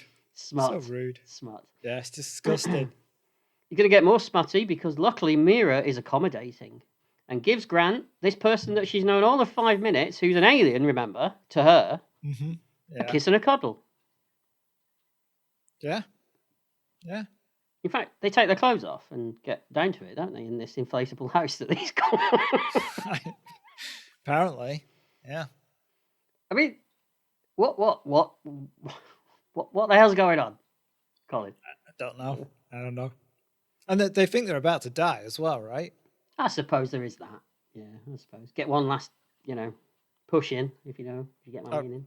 Yeah. Outside, tentacles wrap themselves around Tanner's body. Mira and Grant have finished their little time together, and they put their spacesuits back on. Luckily they do, because Tanner's face appears at the window, grinning at them. He's been taken over. How long's he been there? Just watching.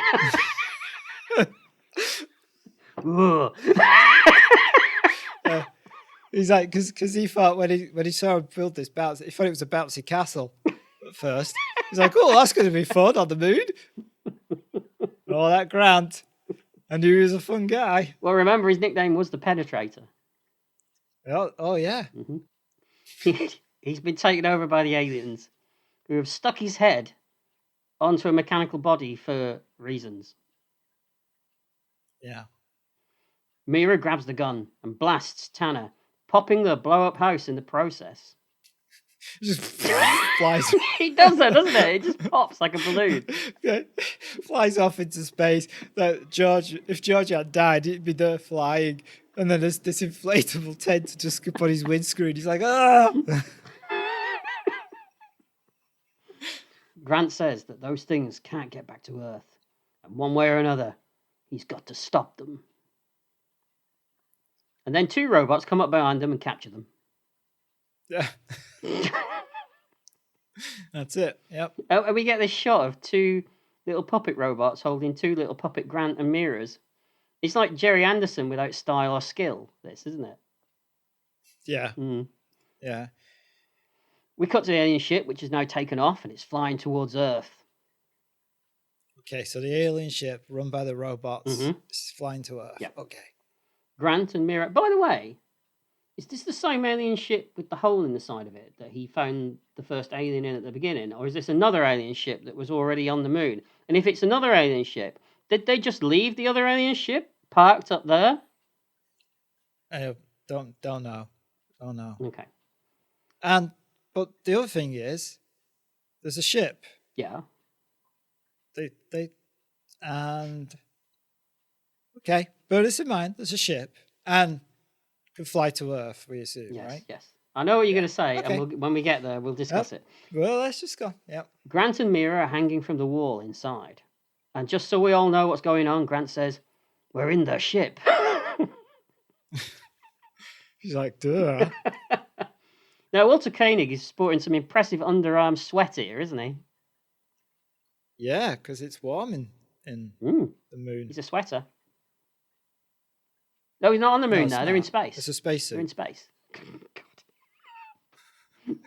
They're in space. Oh, sweat. What kind of sweater would it be? It's just got NASA written across it. I think his mum made it. I think it does, doesn't it? Yeah, she is wearing a sweater. Probably. yeah, it does. They notice that there are compartments on the walls containing space equipment and even human body parts. Oh no. We're just spare. So does that mean? What does it mean? Yeah. We're just spare parts to them, Grant tells the audience, Mira. And he surmises that that is what happened to her people. Well, it's not, because we've seen all the bodies. They look intact. Yeah, it's just skeletons everywhere. Yeah. If that's what they were doing, wouldn't all those bodies be like in a dump somewhere after they've done what they're doing to them? Out the back. You wouldn't. What do you do? You go out to the moon, cut what you need from the body, leave it, and go all the way back. Wouldn't it be easier just to scoop all the bodies up? They're not planning their route properly, are they? No. They need a time and management study done. They do, or at least Google Maps. Just an alien with a helmet and a clipboard going, and a watch. Union. Get a union man in. Also, did these bodies just, how did they die? Because they were shot and then they're harvesting limbs from dead people and stuff? I guess so, yeah. To stick to themselves? I think so. We've seen them stick a head on them, haven't they? So Yeah, once Tanner, Yeah. nobody else. No other aliens have got no other robots have got human parts. that's true. They're all metal, aren't they? Yeah. Don't know. All right. Sorry. Suddenly, the ceiling opens and a robot drops down, wielding spinning blades. Ooh. It starts to cut the clothes off Mira, and blood spurts into Grant's face. Now, if they're dissecting, do you think there'd be a bit more precision applied? Yes, you'd think so, wouldn't you? It's like, oh, you didn't let Bob do it again, did you? He's just Because it's just bits everywhere. swinging wildly. Don't look. Bob's fine as the egg whisker. Just don't let him do the surgery. He can't do Oh, it. could you imagine that? He comes at her with a big egg whisk on his. Oh no, he's put the wrong one on again. Big feather duster. He's like hitting her in the face with it. It's like, puh, puh, puh. Isn't it so bad, is it? Oh, just an hour later, still there. Just tickling her under the arms. Well, under Walter's arms, Yeah. because he's sweaty. Yeah. But Yeah. Grant manages to break free. Although because the robot is so badly made, it can't actually move to stop him anyway. So Yeah, it doesn't do anything, No. does it? he just walks past it. It doesn't even turn its head. Yeah, it doesn't even No. raise an alarm. He's committed to his job. He's going to get that woman's clothes off no Oh. matter what. Okay. And he finds a piece of pipe and he smashes the robot to pieces. So now he can just smash a robot with a piece of pipe. Don't need bullets anymore. Yeah? Yeah. Nope. The camera pans it. It's strange that these robots are getting worse and worse as they go on instead of better and better. The camera pans into Grant's face and he says, "We don't take no shit from a machine." Oh, call back. We've done one. We got there. in the Yeah. end. Woo. He frees Mira and they put their spacesuits back on because they're in the room. Hmm. Okay. And he finds some metal dangly things that they could climb. That's right. Yeah. And also, it's a good job the robots removed their spacesuits nice and neatly. It is.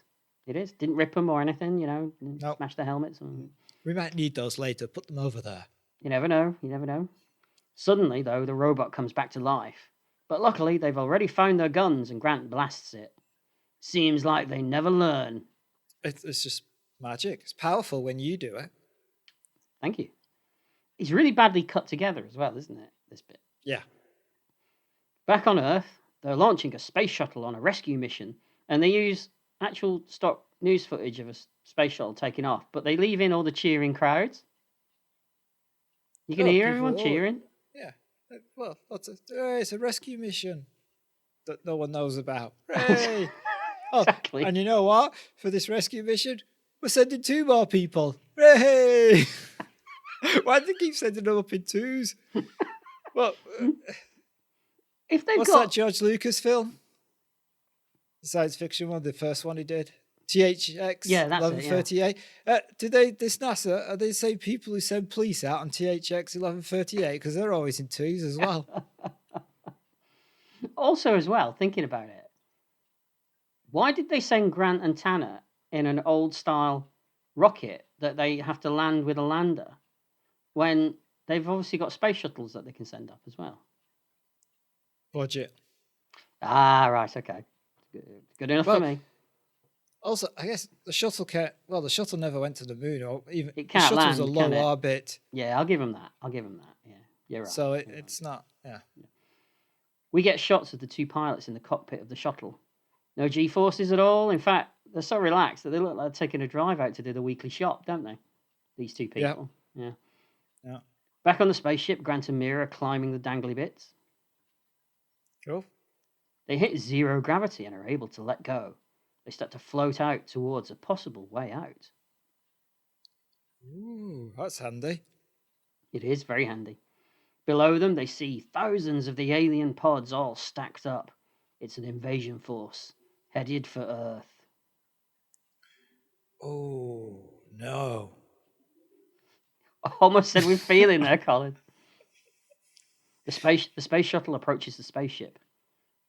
They beam back a picture to Earth, and we get this pointlessly long tracking shot, don't we, across the faces of everyone in mission control, which is fine, but there's absolutely zero tension at all.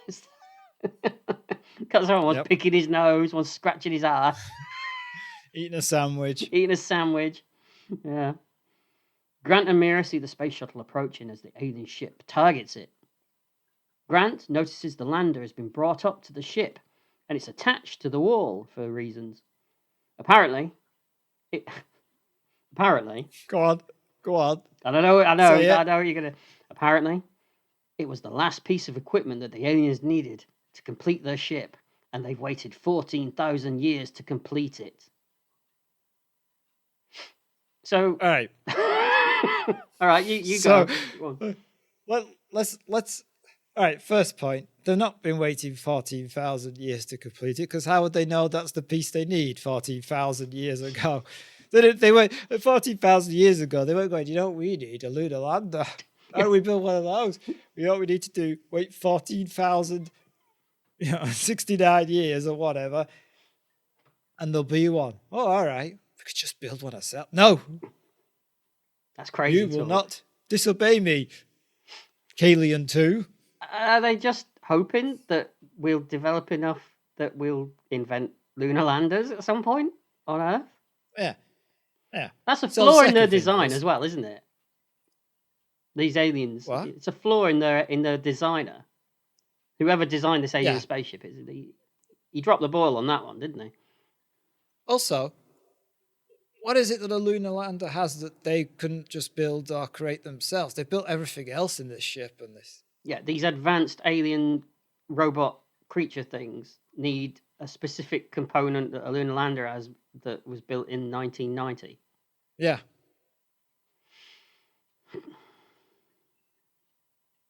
I'm thinking, but that's why I was hoping the comic book might explain. You would like to think so, wouldn't you? Better. You would like to think you would. So. I can only hope that the script had more to it and they just didn't have the money or time and they had to cut stuff. I'd like to think that's what was going on here. We need to see the script. Are you gonna? I'm not reading it. You read it if you get it. You can tell me afterwards.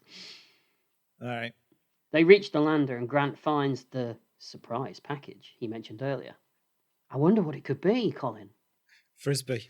How funny would that be if it was? It was his son's frisbee. Golf club and ball. with just a note and then a thing from Tanner saying, I took what was out here, replaced it with this. I thought it'd be funny. The space shuttle arms its torpedoes because he's got those. Wait. It's got torpedoes now. Yeah. Although the pilot worries that they won't have enough of a punch to destroy the aliens. Well, don't miss, says Mission Control, because you're all we've got. Terrible. But the alien ship fires at the shuttle, sending it flying off course. Grant opens his package, and surprise, surprise, it's a bomb. You didn't see that coming, did you? You could say the same for this film, really, couldn't you? That's a bomb as well, isn't it?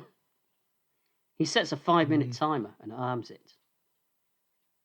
At this point, Mira's probably thinking, we're doing what now? What? I quite fancy being a robot, to be honest with you. I'll go with that.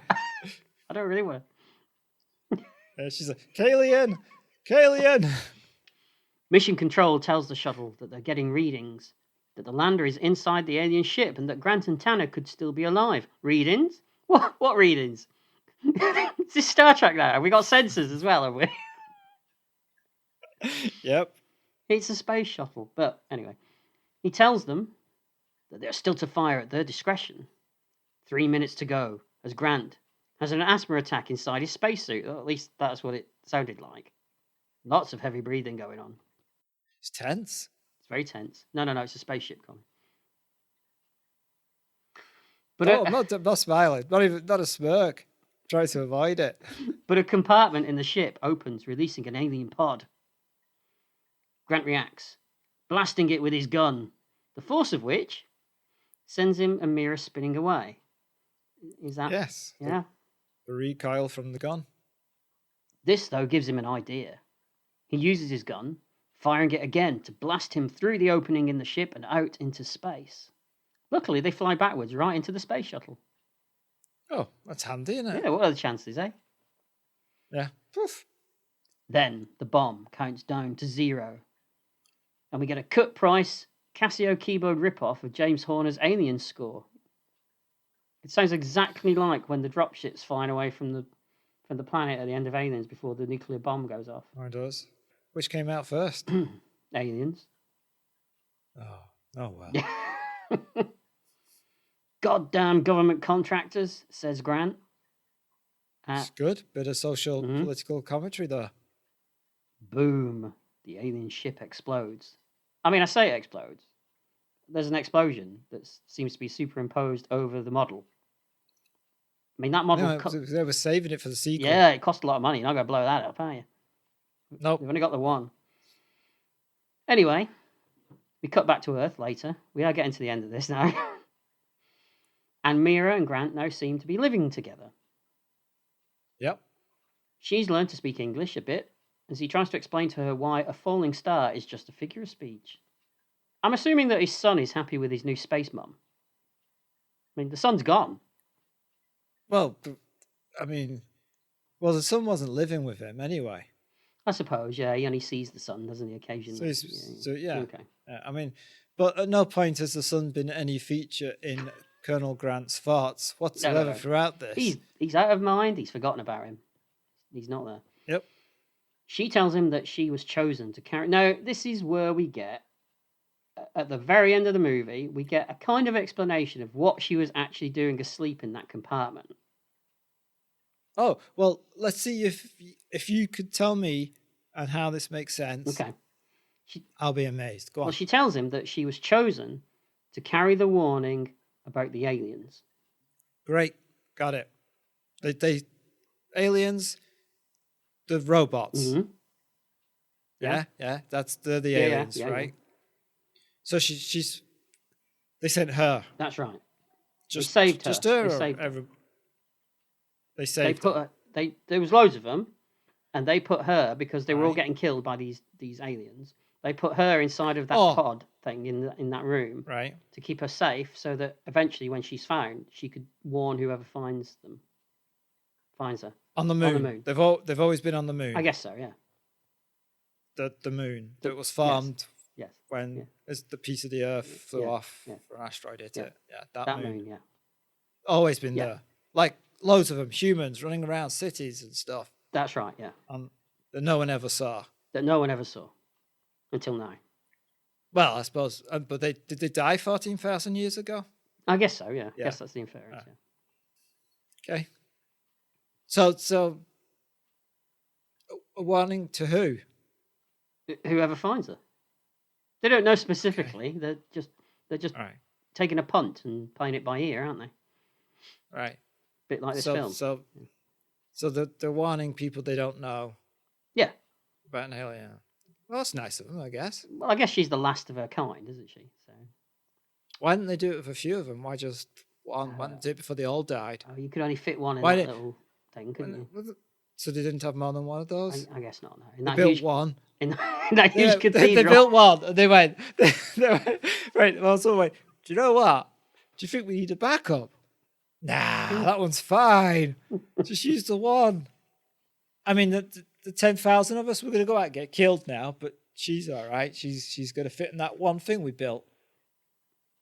Couldn't we build 10? 10? Couldn't we build 10? Let's build 10. No, one it is. Maybe they were knocking off for the day, the builders. They were going to get round to it, but it was quitting time, so they got to go.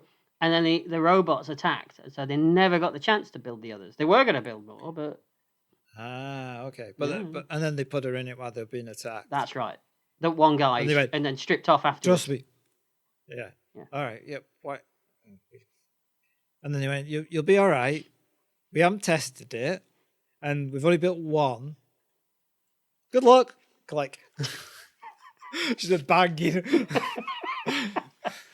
Is she banging? No. Oh, that's the noise of the machine. Luckily, it did work for her. Although she tells him at first, she did say no. Doesn't she? Yeah. Well, they put her in anyway. That all she wanted to do was die. But she did her duty. It's all over now, and she's glad to be with Grant. Yes, it's all over, he agrees. But as he holds her, his eyes drift up towards the moon, menacingly. She's an early warning system. Going back to that. Yeah. In this box. You're not letting this go, are you? But go on. No. That someone's got to find her to learn about the robots. That's right. That are surrounding her and are all over this moon that you're going to encounter way before you ever meet her. Yeah. What kind of early warning system is this? Well, in all fairness to these aliens, they did get wiped out. These indigenous moon people, they did all get wiped out. So they're not the greatest planners. Yeah, they weren't smart. Right. Yeah. Are you all right now? Okay. Yeah, I'm fine now. Yeah. We cut to a vehicle scrapyard where one of the alien pods is nestled amongst the wreckage so that they didn't all die. And another things, those Germans, why? Sorry. So there's an alien pod nestled amongst the wreckage. It opens. The camera slowly pans away as we hear the sounds of mechanical parts begin to move. And that is the end of Moontrap. Oh, someone did stick around for the closing credits. Hey? Where Colonel Grant calls NASA and says, did we get them all? And they go, yeah, nothing came to Earth. It's all fine. There's a stinger scene, is there?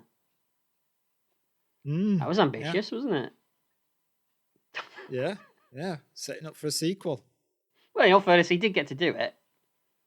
You did, yeah. It was like 20 years later, but he did get to do it. Yeah. So, Colin, what did you think of Moontrap? Well, I've had a number of complaints about it, but I think Dunkirk is actually a very fine film. I enjoy it, really. Yeah. I know you do. Wait, what are we talking about? Oh, Moontrap. Moontrap. Acting's terrible. Plot's rubbish. Effects are average to terrible. Story makes no sense. It's got a short running time. Budget is really low. It's crap. Drops mic, leaves. That was short and sweet, wasn't it? Oh, it's woeful. Yeah, I mean, where do you start? I don't know. It's just it's not even a film, is it? I mean, put that on the poster. Moontrap, not even a film, is it? It's shot on film, so I suppose it must be. Yeah. No, it makes no sense at all, does it? I mean, the dialogue, for a start, is so cliched and infantile, isn't it? Yeah. And the performances range from completely over the top to almost comatose at times, don't they? Yeah, like the times when you should be astounded when you've just encountered a alien giant ship. They're just like, oh, it's a ship. And then sometimes when they say a phrase that's meant to be in awe, they're like you would go, God damn. They just go, God damn. You know, well, you don't sound like you're that excited. If you'd read this script, though, and you were going to be in it, would you be that enthusiastic? I guess. I mean, well, I don't know. I'm an actor. I'm supposed to be. I'm supposed to act. Yeah, that's true. That is true. Walter Koenig is no lead actor either, is he? No, and don't get me wrong. I like the guy. And I like him in So do Star I. Trek and stuff. So Yeah. nothing against him. But he can't yeah. carry a film. Not even... No. He's got no chemistry with Bruce Campbell at all, has he? No. No.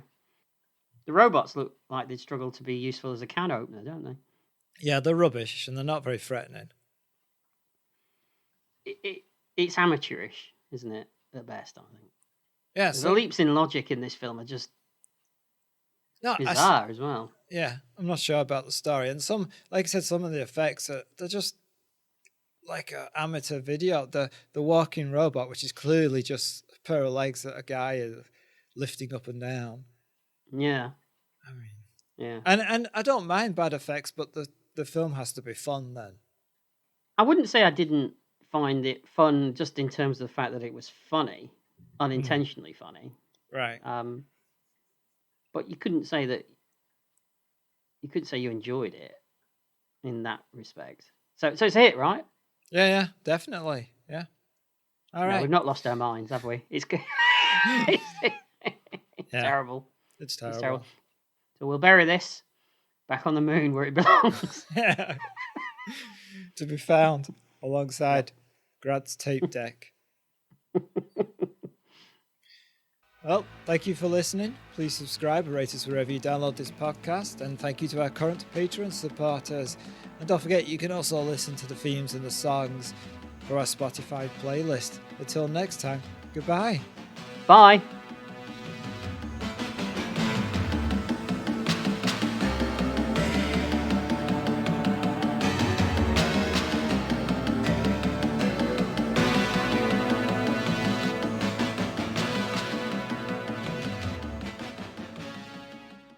Shut your trap.